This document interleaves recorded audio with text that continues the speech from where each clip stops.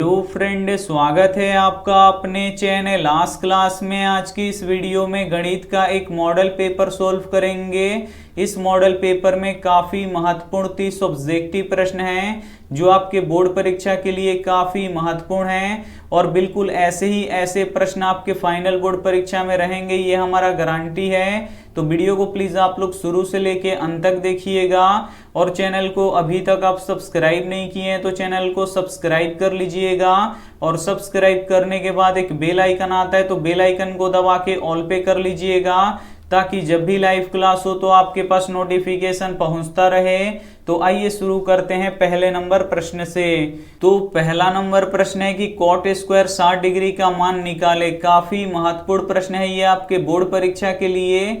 यहाँ पे आपको कॉट स्क्वायर 60 डिग्री का मान निकालना है। तो सबसे पहले आपको कॉट 60 डिग्री का मान पता होना चाहिए।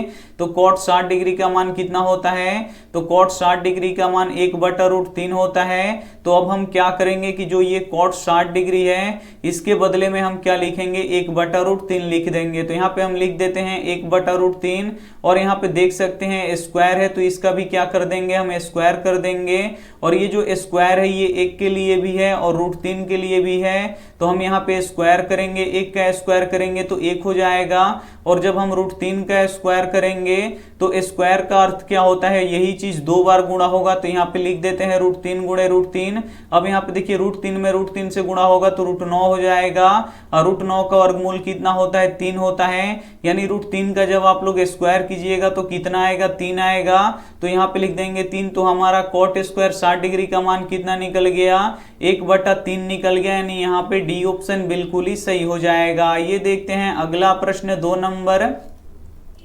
2 नंबर प्रश्न है कि 3, 5, 4, 1, 8, 7, 6 का माध्यिका निकाले। काफी महत्वपूर्ण प्रश्न है ये आपके बोर्ड परीक्षा के लिए। यहाँ पे जो ये संख्या दिया है इसका आपको माध्यिका निकालना है। तो माध्यिका कैसे निकलता है? तो सबसे पहले आपको बढ़ते हुए क्रम में लिखना होता है और जो संख्या बीच में आती है वही उसका माध्यिका हो जाता है। तो सबसे पहले हम इसको बढ़ते हुए क्रम में लिखेंगे।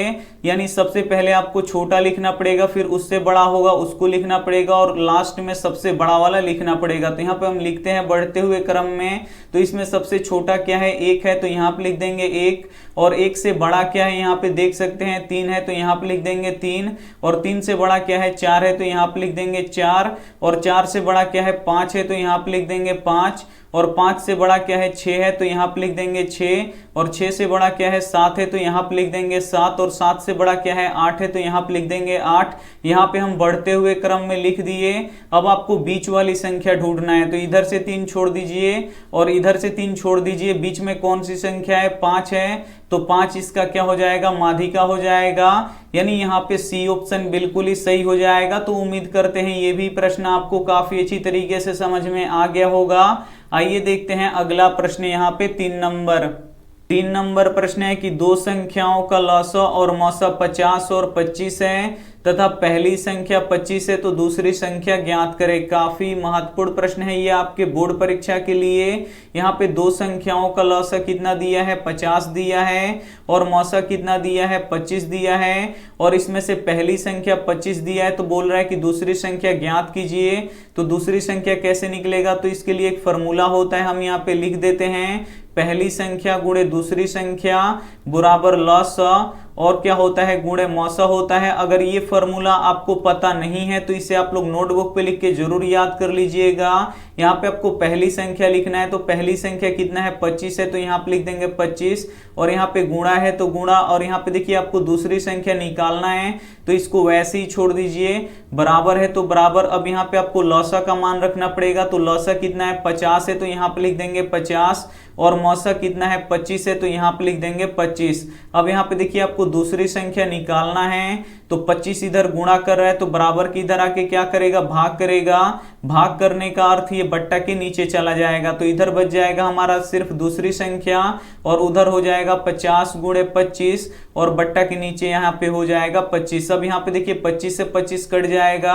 हमारी दूसरी संख्या कितना निकल जाएगा? 50 निकल जाएगा। यानी हमारा यहाँ पे ए ऑप्शन बिल्कुल ही सही हो जाएगा। आइए देखते हैं अगला प्रश्न 4 नंबर प्रश्न है कि P 4, 2 और Q 8 6 को मिलाने वाली रेखाखंड का मध्य बिंदु का निर्देशांक निकाले। काफी महत्वपूर्ण प्रश्न है। एक बिंदु है P और एक बिंदु है Q। P का निर्देशांक कितना दिया है 4,2 दिया है और Q का निर्देशांक कितना दिया है 8,6 दिया है। तो बोल रहा है कि इन दोनों बिंदुओं को मिलाने वाली जो रेखाखंड है इसका मध्य बिंदु का निर्देशांक आपको निकालना है। तो मध्य बिंदु का निर्देशांक कैसे निकलेगा? तो इसके लिए एक फॉर्मूला होता है x1 प्लस x2 बटा 2 y1 प्लस y2 बटा 2। अगर ये भी फॉर्मूला आपको पता नहीं है तो इसे भी आप लोग लिख के याद कर लीजिए। बस यहाँ पे आपको x1 का मान रखना है और यहाँ पे x2 का मान रख देना है और यहाँ पे आपको y1 का मान रख देना है और यहाँ पे आपको y2 का मान रख देना है। तो जो ये पहला वाला बिंदु है इसमें का जो पहला वाला होता है वो x1 होता है और ये जो दूसरा वाला होता है ये y1 होता है और जो दूसरे वाला बिंदु में के जो पहला वाला होता है ये x2 होता है और जो दूसरा वाला होता है ये y2 होता है। बस इसमें रख दीजिए x1 का मान कितना है 4 है तो 4, प्लस है तो प्लस। अब यहाँ पे आपको x2 का मान रखना है। x2 का मान कितना है 8 है तो लिख देंगे 8 और बट्टा के नीचे 2 है तो 2 और यहाँ पे कोमा है तो कोमा। अब यहाँ पे आपको y1 का मान रखना है तो y1 का मान 2 है तो यहाँ पे लिख देंगे 2, प्लस है तो प्लस। अब यहाँ पे आपको y2 का मान रखना है तो y2 का मान कितना है 6 है तो यहाँ पे लिख देंगे 6 और बट्टा के नीचे 2 है तो यहाँ पे लिख देंगे 2। अब इसे आपको क्या करना पड़ेगा? जोड़ना पड़ेगा। 4 और 8 जोड़िएगा तो कितना हो जाएगा 12 हो जाएगा और बट्टा के नीचे 2 है तो यहाँ पे लिख देंगे 2 और यहाँ पे देखिए 2 और 6 जोड़िएगा तो कितना आएगा 8 आएगा और बट्टा के नीचे 2 है तो यहाँ पे लिख देंगे 2। 2 से 12 कितना बार में कट जाएगा 6 बार में कट जाएगा और 2 से 8 कितना बार में कट जाएगा 4 बार में कट जाएगा। यानी मध्य बिंदु का निर्देशांक कितना निकल गया 6,4 निकल गया। यानी हमारा यहाँ पे सी ऑप्शन बिल्कुल ही सही हो जाएगा। तो उम्मीद करते हैं ये भी प्रश्न आपको काफी अच्छी तरीके से समझ में आ गया होगा। आइए देखते हैं अगला प्रश्न यहाँ पे 5 नंबर प्रश्न है कि AP 3 7 11 15 डॉट डॉट है तो A और D निकाले। काफी महत्वपूर्ण प्रश्न है ये आपके बोर्ड परीक्षा के लिए। आपको A और D का मान निकालना है। तो A क्या होता है? प्रथम पद होता है। तो AP का प्रथम पद कितना है 3 है यानी A का मान कितना निकल गया 3 निकल गया। अब D का मान निकालेंगे तो D क्या होता है? सार्वअंतर होता है और सार्वअंतर कैसे निकलता है? तो दूसरे पद में से पहले पद को घटाना पड़ता है। तो दूसरा पद कितना है 7 है तो यहाँ पे लिख देंगे 7 और इसमें से पहले पद को घटा लेंगे तो पहला पद कितना है 3 है तो यहाँ पे लिख देंगे 3। अब यहाँ पे देखिए 7 में से 3 घटेगा कितना बचेगा? यहाँ पे 4 बचेगा। तो A का मान कितना निकल गया हमारा 3 निकल गया और D का मान कितना निकल गया 4 निकल गया। यानी हमारा यहाँ पे C ऑप्शन बिल्कुल ही सही हो जाएगा। आइए देखते हैं अगला प्रश्न यहाँ पे 6 नंबर प्रश्न है कि दो वृत्तों के त्रिज्याओं का अनुपात 2:3 है तो उनके क्षेत्रफलों का अनुपात क्या होगा? काफी महत्वपूर्ण प्रश्न है ये आपके बोर्ड परीक्षा के लिए। दो वृत्तों के त्रिज्याओं का अनुपात कितना दिया है 2:3 दिया है। तो बोल रहा है कि क्षेत्रफलों का अनुपात क्या होगा? तो जब भी वृत्त के त्रिज्याओं का अनुपात दे और आपसे बोले कि क्षेत्रफलों का अनुपात क्या होगा तो उन त्रिज्याओं के अनुपात को आपको क्या कर देना है? स्क्वायर कर देना है और स्क्वायर करने के बाद जो आएगा वो क्या होगा? क्षेत्रफलों का अनुपात होगा। तो यहाँ पे देखिए 2 का स्क्वायर कीजिएगा तो कितना होगा 4 होगा और 3 का स्क्वायर कीजिएगा तो कितना होगा 9 हो जाएगा। यानी क्षेत्रफलों का अनुपात कितना निकल जाएगा हमारा 4:9 निकल जाएगा। तो यहाँ पे बी ऑप्शन बिल्कुल ही सही हो जाएगा। तो उम्मीद करते हैं ये सभी प्रश्न आपको काफी अच्छी तरीके से समझ में आ रहे होंगे। समझ में आ रहा है तो प्लीज आप लोग वीडियो को एकदम शुरू से लेके अंत तक देखिएगा। एक भी प्रश्न आप लोग स्किप मत कीजिएगा और वीडियो को लाइक नहीं किए तो प्लीज आप लोग वीडियो को लाइक भी कर दीजिएगा। आइए देखते हैं अगला प्रश्न 7 नंबर प्रश्न है कि एक प्रतिच्छेदी आलेख का कितना हल होता है। यहाँ पे आपको बताना है कि एक आलेख प्रतिच्छेदी है तो इसका कितना हल होगा। तो इसका कितना हल होगा? केवल एक हल होगा, इसे आपको याद रखना है। यहाँ पे ए ऑप्शन बिल्कुल ही सही हो जाएगा। आइए देखते हैं अगला प्रश्न 8 नंबर प्रश्न है कि साइन थीटा बराबर कॉस थीटा हो तो 2 थीटा किसके बराबर है। काफी महत्वपूर्ण प्रश्न है ये आपके बोर्ड परीक्षा के लिए।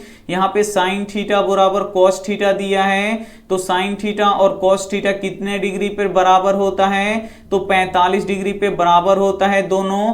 साइन थीटा और कॉस थीटा का मान 45 डिग्री पे बराबर होता है। साइन 45 डिग्री का मान 1/√2 होता है और कॉस 45 डिग्री का मान भी कितना होता है? 1/√2 1/2 होता है, यानी ये 45 डिग्री पे क्या होता है, आपस में बराबर होता है। तो यहाँ पे देखिए थीटा का मान कितना निकल गया, 45 डिग्री। तो बोल रहा है कि 2 थीटा किसके बराबर है, तो 2, और थीटा का मान कितना निकला है, 45 डिग्री निकला है। तो यहाँ पे लिख देंगे 45 डिग्री, 2 में 45 से गुणा करेंगे तो ये कितना हो जाएगा, 90 डिग्री हो जाएगा। तो यहाँ पे हमारा डी ऑप्शन बिल्कुल ही सही हो जाएगा। ये देखते हैं अगला प्रश्न 9 नंबर प्रश्न है कि ABC एक त्रिभुज है जिसका कोण A 40 डिग्री तथा कोण B 70 डिग्री हो तो कोण C निकाले। काफी महत्वपूर्ण प्रश्न है ये भी आपके बोर्ड परीक्षा के लिए। ये एक त्रिभुज है ABC, इसमें क्या दिया है कि कोण A बराबर 40 डिग्री दिया है और यहाँ पे देखिए कोण B कितना दिया है, 70 डिग्री दिया है। तो बोल रहा है कि कोण C का मान आपको निकालना है। तो त्रिभुज के तीनों कोणों का योग कितना होता है, 180 डिग्री का होता है। तो यहाँ पे लिखेंगे कोण A प्लस कोण B और प्लस कोण C बराबर कितने डिग्री का होता है, 180 डिग्री का होता है। तो A का मान कितना दिया है, 40 डिग्री दिया है, प्लस है तो प्लस, और B का मान कितना दिया है, 70 डिग्री दिया है। तो यहाँ पे लिख देंगे 70 डिग्री, और यहाँ पे प्लस है तो प्लस, और आपको कोण C का मान निकालना है तो इसको वैसे ही छोड़ दीजिए, और बराबर के उधर 180 डिग्री है तो इसको वैसे ही लिख दीजिए। अब यहाँ पे देखिए 40 और 70 जोड़ेंगे तो कितना हो जाएगा, 110 डिग्री हो जाएगा, और प्लस कोण C हो जाएगा, और बराबर के उधर 180 है। अब आपको यहाँ से कोण C का मान निकालना है, तो 110 इधर जोड़ रहा है तो बराबर के उधर जाके क्या करेगा, घटाएगा, यानी कोण C बराबर क्या हो जाएगा, 180, और माइनस क्या हो जाएगा, 110 डिग्री हो जाएगा। तो अब यहाँ पे देखिए कोण C बराबर क्या हो जाएगा, 180 में से 110 घटेगा तो कितना बचेगा, 70 डिग्री बचेगा।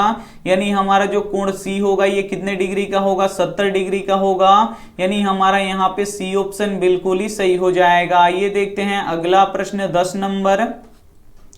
10 नंबर प्रश्न है कि AP 2, 4, 6, 8 डॉट डॉट का सार व अंतर निकाले। सार व अंतर को किससे सूचित करते हैं, D से सूचित करते हैं। तो यहाँ पे आपको D का मान निकालना है। तो D का मान कैसे निकलता है, तो दूसरे पद में से पहले पद को घटाना पड़ता है। तो दूसरा पद कितना है, 4 है, तो यहाँ पे लिख दीजिए 4, और पहला पद कितना है, 2 है, तो यहाँ पे लिख दीजिए 2, और बस आपको क्या करना है, घटा लेना है। तो 4 में से 2 घटेगा तो कितना बचेगा, 2 बचेगा। यानी D का मान कितना निकल गया, 2 निकल गया।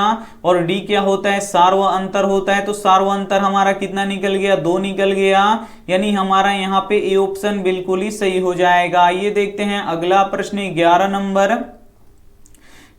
नंबर प्रश्न है कि किसी घटना का प्रायिकता नहीं होता है। काफी महत्वपूर्ण प्रश्न है।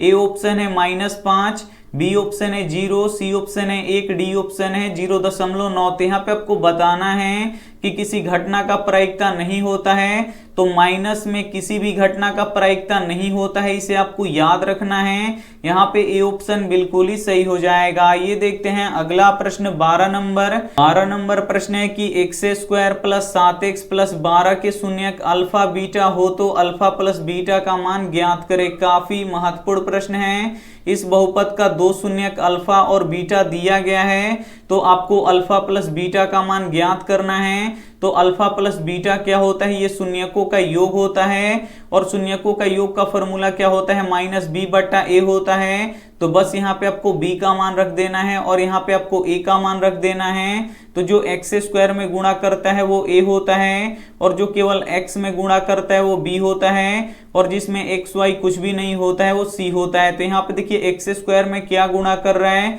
तो कुछ भी नहीं कर रहा है। जहां पे कुछ भी नहीं होता है वहां पे 1 होता है। और b का मान यहाँ पे आप लोग देख सकते हैं, x में क्या गुणा कर रहा है, 7 गुणा कर रहा है। तो b का मान कितना निकल गया, 7 निकल गया।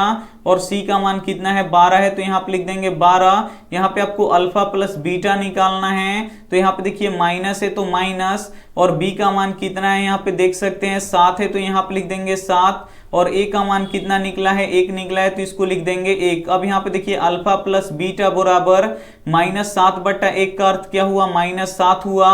तो हमारा अल्फा प्लस बीटा कितना निकल गया, -7 निकल गया। यानी हमारा यहाँ पे ए ऑप्शन बिल्कुल ही सही हो जाएगा। ये देखते हैं अगला प्रश्न 13 नंबर प्रश्न है कि सभी वर्ग होते हैं। ए ऑप्शन है समरूप, बी ऑप्शन है सर्वांग सम, सी ऑप्शन है समानुपाती, डी ऑप्शन है ये सभी। तो यहाँ पे आपको बताना है कि सभी वर्ग होते हैं तो सभी वर्ग समरूप होते हैं, इसे आपको याद रखना है। यहाँ पे ए ऑप्शन बिल्कुल ही सही हो जाएगा। ये देखते हैं अगला प्रश्न 14 नंबर प्रश्न है कि आंकड़े 2, 3, 5, 9, 7, 3, 6 का परिसर निकाले। काफी महत्वपूर्ण प्रश्न है।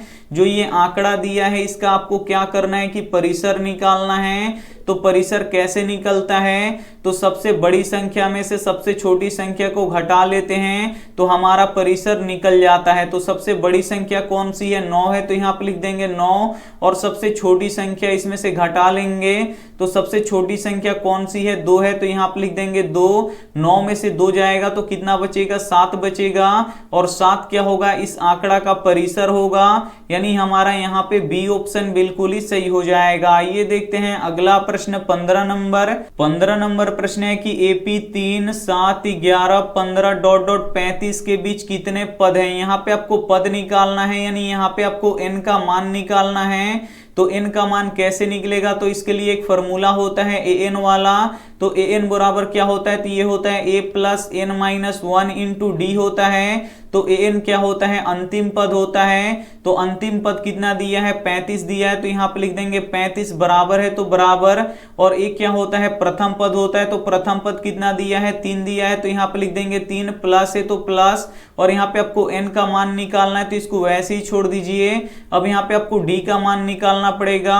तो d का मान कैसे निकलता है, तो दूसरे पद में से पहले पद को घटाना पड़ता है। तो दूसरा पद 7 है और पहला पद 3 है, जब घटाएंगे तो कितना आएगा, यहाँ पे 4 आएगा, यानी d का मान कितना निकल गया, यहाँ पे 4 निकल गया।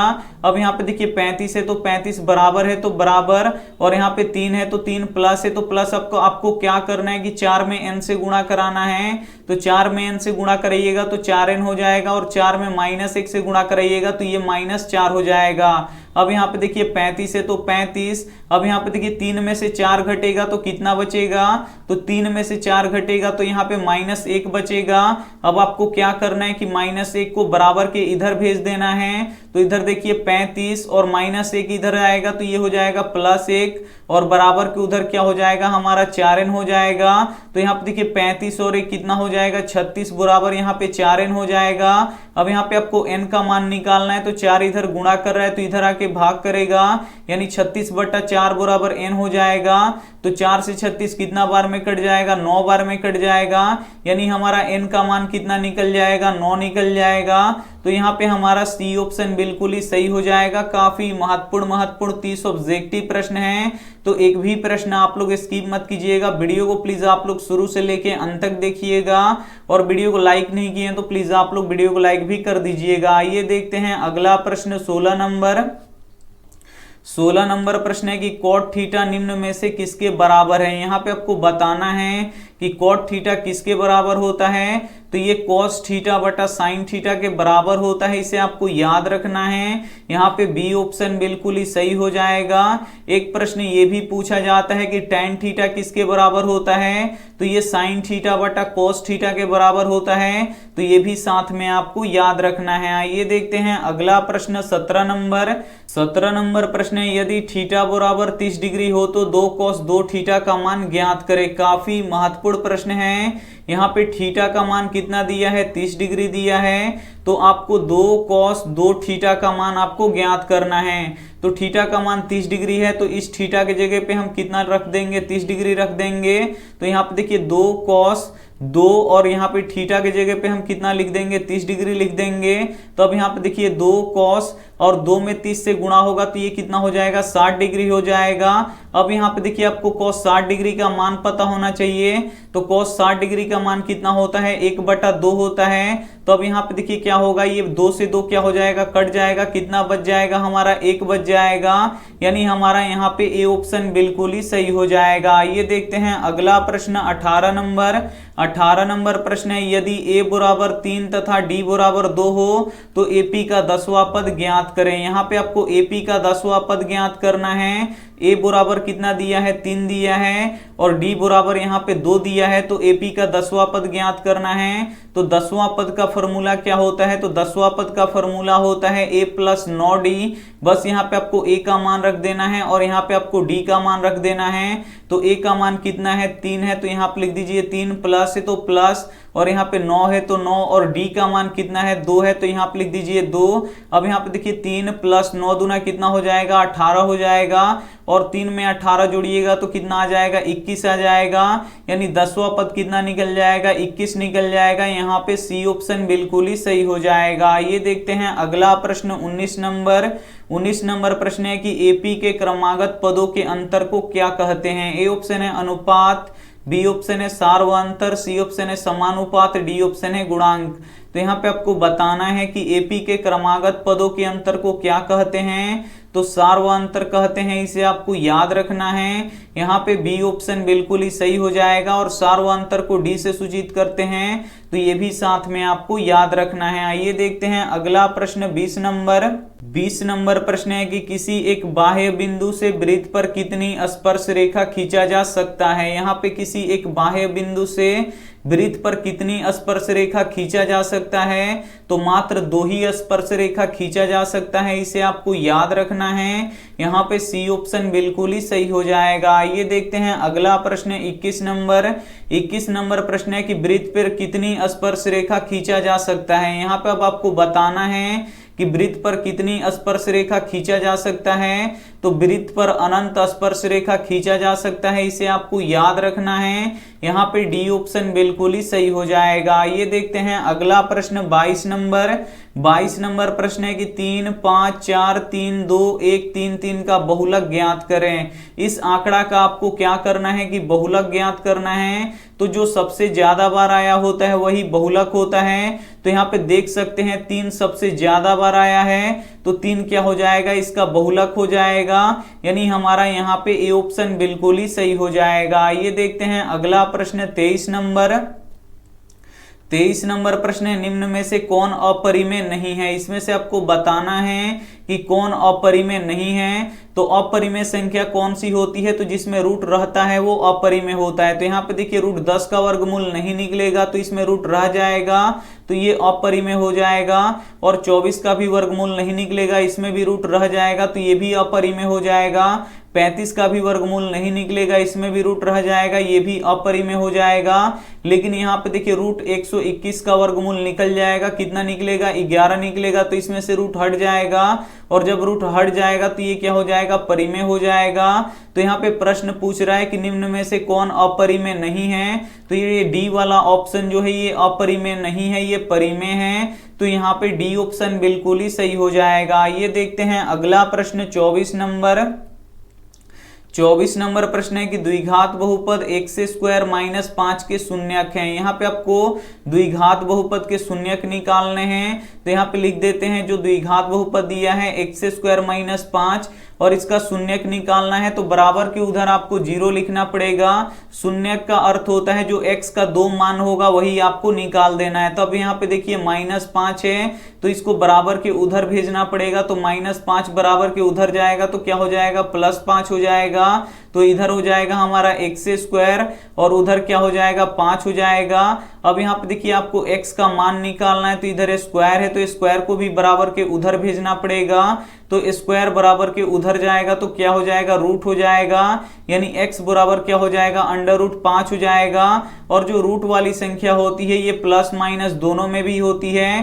तो एक निकल गया हमारा यहाँ पे +√5 और दूसरा निकल गया यहाँ पे -√5। यानी हमारा यहाँ पे बी ऑप्शन बिल्कुल ही सही हो जाएगा। उम्मीद करते हैं ये भी प्रश्न आपको काफी अच्छी तरीके से समझ में आ गया होगा। आइए देखते हैं अगला प्रश्न यहाँ पे 25 नंबर।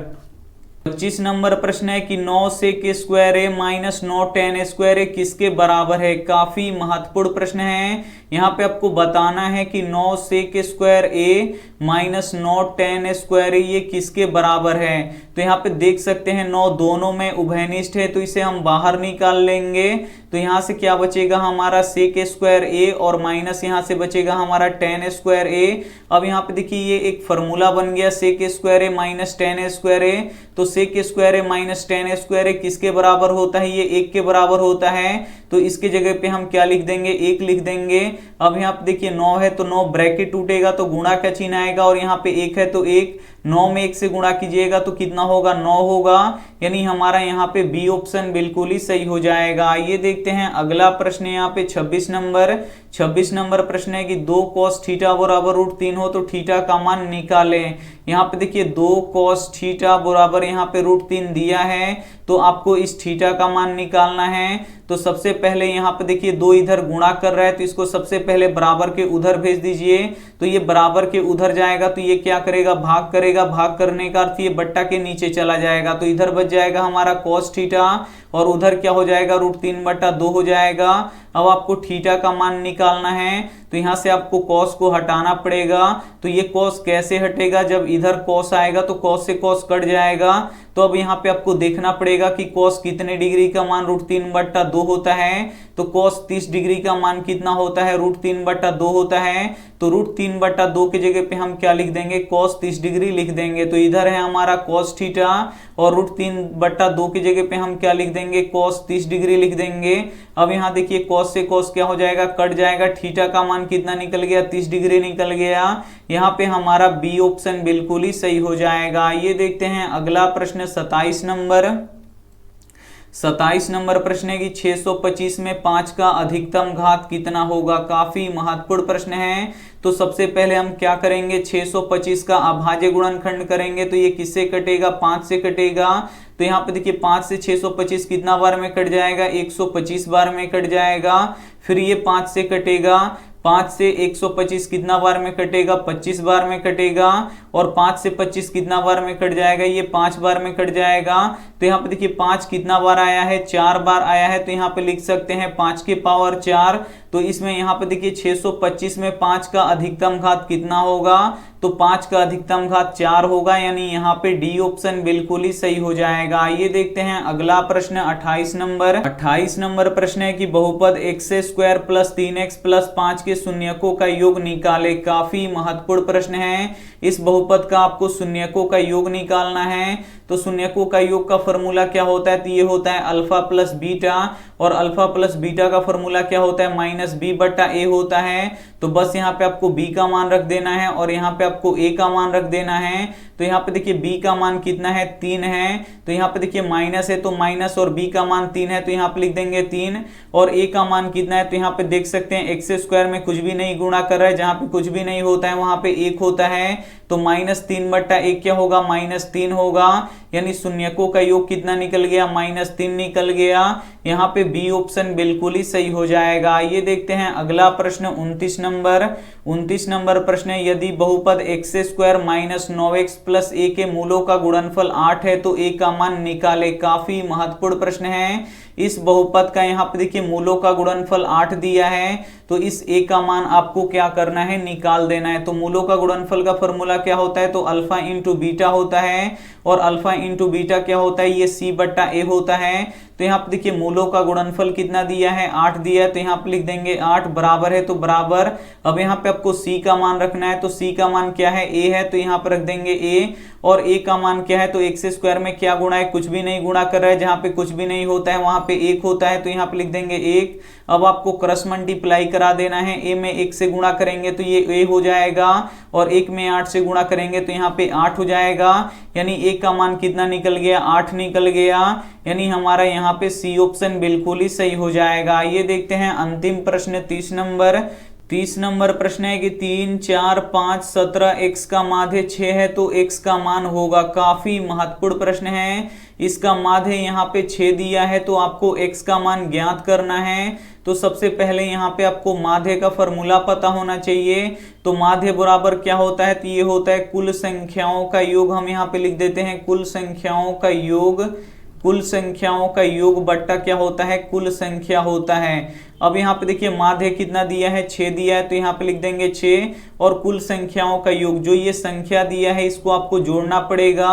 तो यहाँ पे देखिए 3 + 4 + 5 + 17 और प्लस यहाँ पे x और बटा कुल संख्या, टोटल संख्या कितना है 1 2 3 4 5, यहाँ पे 5 संख्या है तो यहाँ पे लिख देंगे 5। अब इसे आप लोग जोड़ लीजिए, 3 और 4 कितना हो जाएगा 7 हो जाएगा, 7 और 5 कितना हो जाएगा 12 हो जाएगा, और 12 और 17 कितना हो जाता है 29 हो जाता है, और प्लस x है तो यहाँ पे लिख देंगे प्लस x और बट्टा के नीचे 5 है तो 5। अब आपको क्या करना है, क्रॉस मल्टीप्लाई कराना है, तिरछा तिरछी गुणा, तो 29 में 1 से गुणा होगा तो 29 होगा, और x में 1 से गुणा होगा तो ये x ही रहेगा, और इधर क्या होगा 6 5 क्या हो जाएगा इधर 30 हो जाएगा। अब आपको x का मान निकालना है, तो 29 इधर जोड़ रहा है तो बराबर के उधर जाके क्या करेगा घटा देगा, यानी 30 माइनस क्या हो जाएगा 29 हो जाएगा, तो x का मान कितना निकल जाएगा 1 निकल जाएगा, यानी हमारा यहाँ पे ए ऑप्शन बिल्कुल ही सही हो जाएगा।